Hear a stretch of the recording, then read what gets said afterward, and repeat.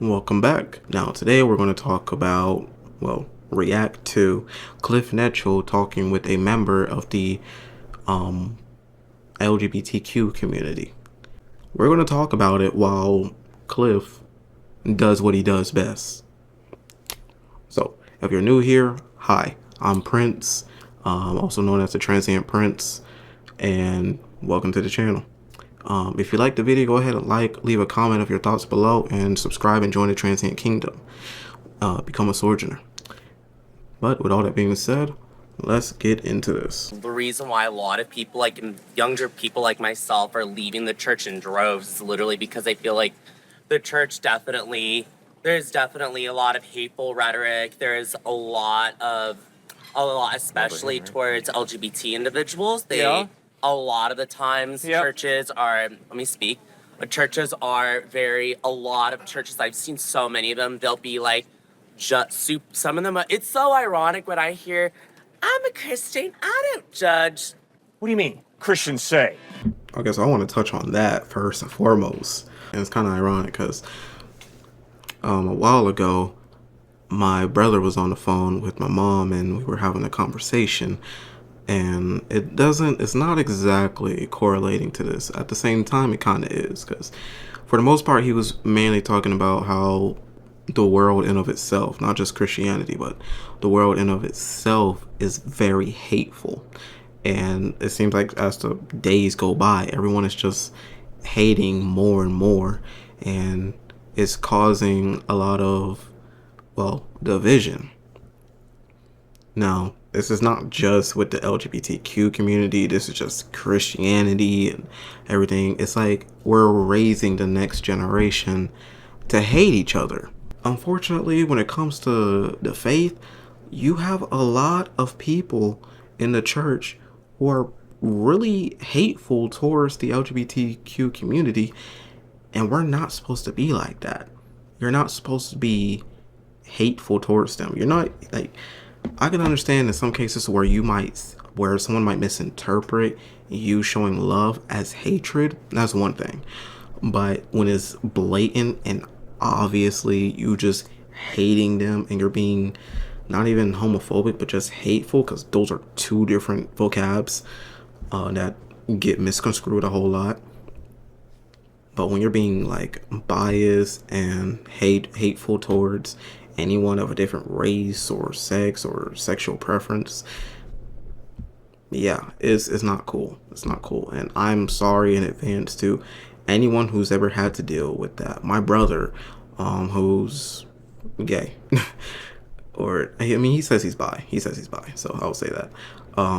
Who's bi, he also had to deal with that in the church, and that's not cool. That's not cool. And I'm sorry that he even had to go through that, because that's not what Christianity is about. That's not how we're supposed to be. It's not a good representation of who Christ is. And I'm sorry that I've also misrepresented Christ before. So I'm sorry on behalf of the whole body of Christ whenever we have ever misrepresented Christ. We're not perfect. We're not supposed to be. We're not perfect. We just strive towards perfection, and we're no better than anyone else. If anyone says otherwise, they're a liar. Why don't you meet some African Christians? Why don't you meet some South American Christians? Why don't you meet some Asian Christians? Guess what? They're not Republican and they're not Democrat. In fact, they really don't care too much about the Democratic Party or the Republican Party, but they do care a lot about Jesus Christ. You see, let's stop reacting to some political situation in the United States, some bias in America, okay? Christianity is not Western. Christianity began in Palestine. Christianity was not begun by a white dude. Christianity was not begun by the Republican Party or the Democratic Party. Christianity was begun by Jesus of Nazareth, who claimed to be more than a man. He claimed to be God in human form. And the overwhelming evidence is the dude was in touch with reality, because he died and he rose from the dead. You can trust him. You can't trust Christianity. Christianity's been used to justify the Crusades, the Inquisition, Salem witch trials, slavery in the United States, Christianity's been used to justify. How sick is that? But my African American brothers and sisters don't give a white Christian racist the power to turn them off to the true Jesus, who wasn't white, and he wasn't a Republican, and he wasn't a Democrat, he wasn't a capitalist, he wasn't a socialist, and he wasn't a Marxist. He talked about the kingdom of God, not the kingdom of America. That's the Jesus you got to get to know. So I have a quick question. So why do you believe that the younger generation is leaving Christianity in droves? Oh, it's real simple. Because people want to have sex outside of marriage. Not- They realize that I don't want to be a total hypocrite and say I believe in Jesus. So I'm going to be a moral relativist, which means I write the rules, which means I can have sex with whoever I want to, whenever I want to. Go ahead. However, I don't think that is the case, because I'm like, when I was growing up in the church, so many of them had sex outside of marriage. So many Were of they them, being hypocritical? Well, let me speak. So many Christians, like I know, like literally were having sex outside of marriage. And it's wrong. Yeah, they were like literally, and then meanwhile, they were literally calling girls sluts and whores. That's horrible. Yeah, Jesus condemns that. So what's your point? Which is true. What's your point? I'm not finished. I believe that a lot of the reason why, like, so much of Christianity is so distorted by most of the modern, like, churches, especially the evangelical churches. Here we go, white America, white West. Which so ream on it. But so then what? Again, and come to speak of it, when you say, there's African Christians, there's Asian Christians. Yeah, far more. And what do you think is the reason why why it's so predominant in certain parts? Colonialism. Oh, really? Really? Yeah. Have you ever heard Philip talking to an Ethiopian eunuch in the book of Acts? Do you know what that Ethiopian eunuch did? He went to Ethiopia, which is not in the United States. For those of us who are geographically challenged. But the United States. He went to Ethiopia, and the Ethiopian church is one of the oldest churches in the world. And I'm trying to figure out what was bro's point when he was talking, as far as like why everyone is leaving the church. And I mean, as Cliffe said, a lot of them wants to go out and fornicate. Now, I think there's also a couple other reasons other than just fornication. There's a whole lot. One being there's a whole lot of hypocrites in the church. Pastors or members of the church who are hypocrites. They say one thing, do another. In totality, they just misrepresent Christ.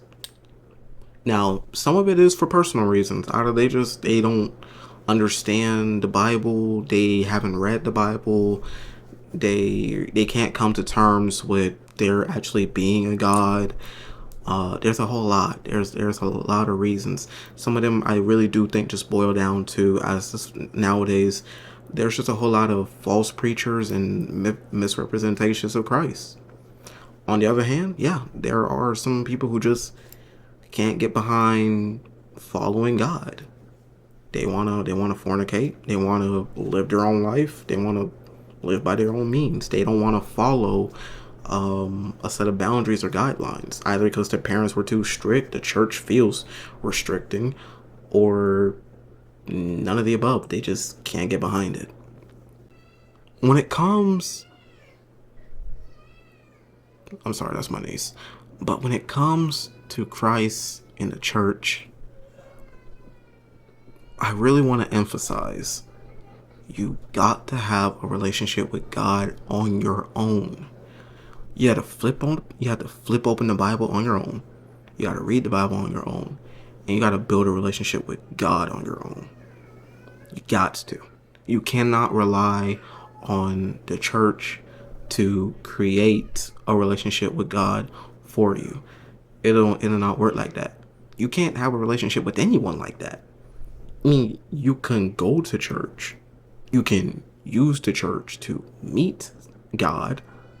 Like me being a friend of this person, I bring you along so you can meet the friend.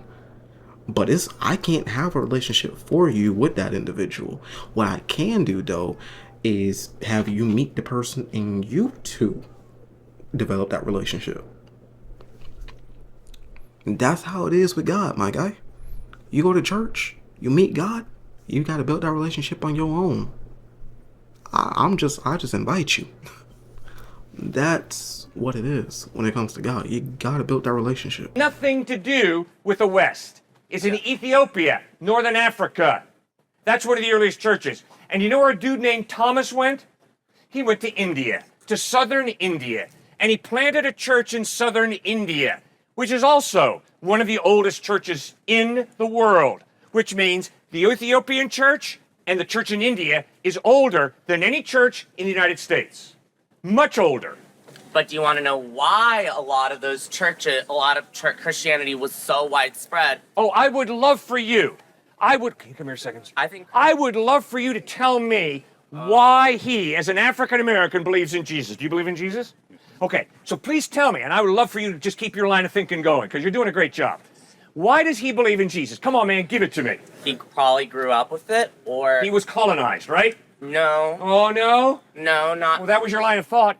Those dumb Africans believe in Jesus. Cliff, no, don't. I think Cliff is getting heated right now. And I mean, to those who don't know Cliff has expressed before that he does have a problem with anger. So I do think right now he's getting a little frustrated or whatever. That's why I feel like he's been a little bit of. I feel like Cliff right now is a little obnoxious, or maybe he's just don't really appreciate the person's attitude, so it's kind of rubbing off on him. I don't know, but goodness gracious, man, come on.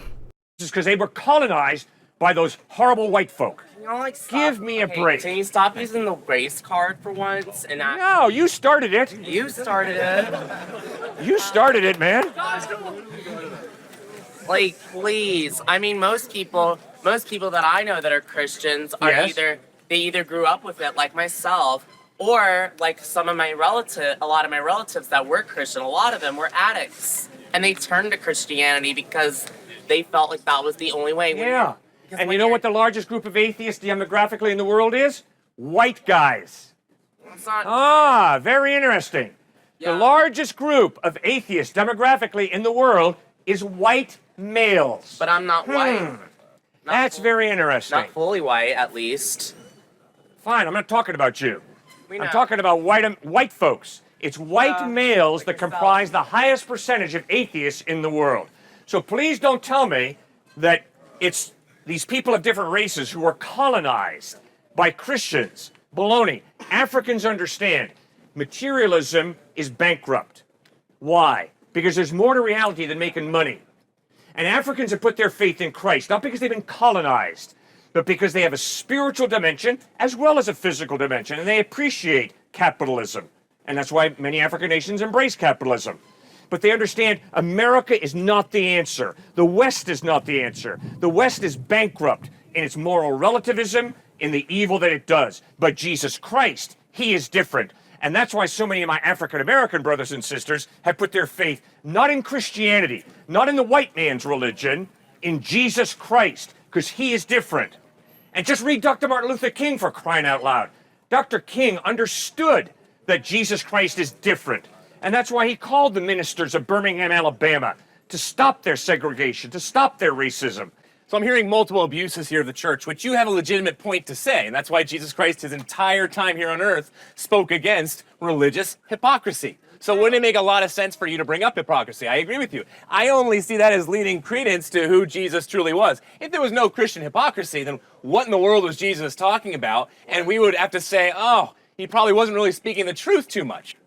And the most recent sociological studies are evangelical, we could say Protestant, that's what the study shows, Protestant men are the least likely to abuse their children and their wives, and the most likely to help grow their kids up in well-being and happiness. No, don't take it from me.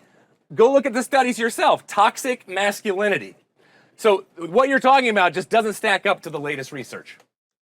And all of you who have parents who've divorced don't need me to tell you how painful divorce is. I performed a lot of weddings, and never have I performed a wedding with a guy who says, I can hardly wait to divorce her, or a woman who says, I can hardly wait to divorce him. Of course. No. Okay, so divorce is not God's best. And divorce brings pain, separation, alienation, scarring into people's lives. And too many of you standing right here, right now, know exactly what I'm talking about. I'm sorry your parents divorced. I'm sorry they couldn't love each other the way Jesus calls us to. And it leads to a lot of garbage and a lot of scarring of children's lives. It stinks. I hope I don't get divorced, honestly. I hope I hope I end up marrying a loving man who cares for me, loves me, literally has a good job and all this stuff. And the thing about marriage is that you need to have, that it's all about cooperation. I've noticed that a lot of these evangelical Catholic, Mormon, a lot of these marriages tend to sound so miserable. Well, I join you in hoping that you marry someone who loves you, but I happen to hope that it'll be a woman and not a man. It won't be a woman, that's the thing. It won't be.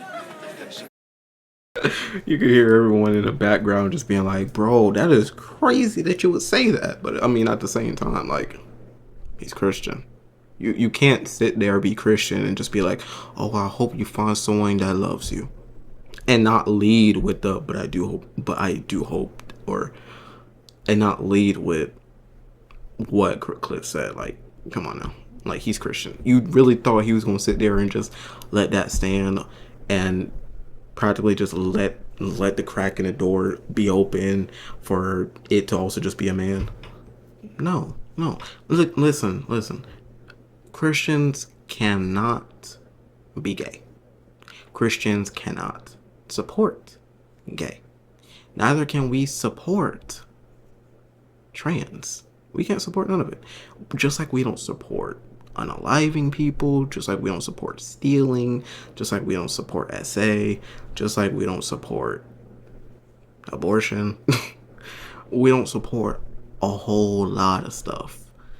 It's no different. It's really no different. So for a lot of people in the background who are like, oh my gosh, like, come on now. It should not have surprised you that he would say that. We can't be Christian and then just be a-okay with whatever the world wants to say is cool at the time. That's literally the antithesis of Christianity. I love, here's the thing. When I hear people like you be like, oh, being gay, well, I chose this lifestyle. I never said that. Yeah, that's what you're implying. No, I am not. Yes, you I are. never implied that. I never said it. You ever heard? I don't have the faintest idea why you're gay, and I would never choose to say why you're gay. All right? There are lots of different reasons people are gay. There are lots of different I was born reasons like this. people are bisexual. There are lots of different reasons people like to have sex with animals. I don't know. No. Don't compare me to somebody. I'm not comparing you. I am making a point. The point is, I don't know what motivates a person to do what they do sexually. I don't know. I worked among prostitutes and pimps in inner city Boston when I was in seminary. I don't know what motivates a prostitute to be a prostitute. I don't know what motivates a pimp to be a pimp. It's their choice. But I'm not a prostitute. But I didn't say you were a prostitute. You told me you're looking forward to marrying a man who cares for you, and I agreed with you. I hope that the person you marry will care for you. But then I went on and pointed out that God created marriage, your sexuality, for you to enjoy with a woman who makes a lifelong commitment to you. Well, I don't believe in God either, so that's irrelevant. You can't stay. Well, then why do you have a rational mind? If there is no God, why is your mind rational? Well, why? You know what you believe? You know what you believe? You believe that your rational mind comes from the irrational. That's you. Is that a leap of faith? Oh. That's blind faith. You believe, if you're an atheist, that the rational mind comes from the non-rational or the irrational, from inanimate matter. That's scary. That is blind faith. I love that he said that. I had a conversation with a friend of mine. I talk to her quite often when it comes to Christianity or just faith in general. And she was having the stance, or she was trying to, I think she's still trying to come to the terms with the fact that there is a God to begin with. And then she was bringing up life coming from non-life, like organisms and the DNA and whatnot could have came about and whatnot. It was a long behind conversation, but to pretty much back up Cliffe's argument here when it comes to the logical, the rational coming from the irrational.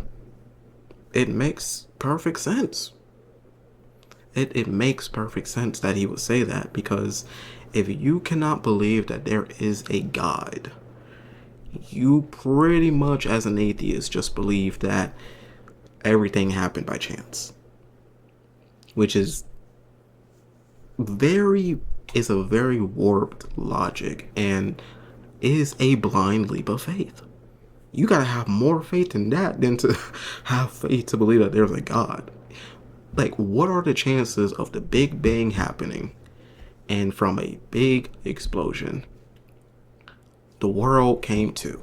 Not just that the world came to be, but that the planets and the sun and the stars would be lined up so perfectly.